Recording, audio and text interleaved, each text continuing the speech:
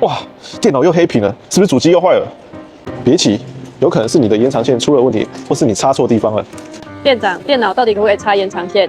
当然可以啊，但是同一条延长线上，如果说它有在插吹风机、有压缩机的东西就不行了。那是不是一定要买稳压器？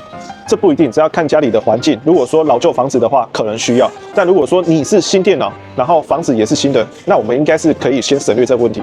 如果我延长线不够长的话，我可以串接吗？延长线当然不能串接啊，你越串越多，你的电压就越不稳。就连这种转接头插上去都会有造成电压不稳的问题。如果你的显卡越高级，那你的电压不稳，你就很常宕机。那电压不稳会怎么样吗？依我常维修的经验，就是主机板跟电源供应器比较容易随着时间久了，然后就挂掉了。时间短的话，就是常常影响游戏啊，突然就是卡屏宕机，不然就是整个重开机这样。如果时间长的来讲，就有可能是会影响主机板或显示卡，或是那个电源供应器，然后它就会慢慢的，突然某一天开始它就开不起来了。以上的常见问题是不是正在发生呢？赶快回去检查一下。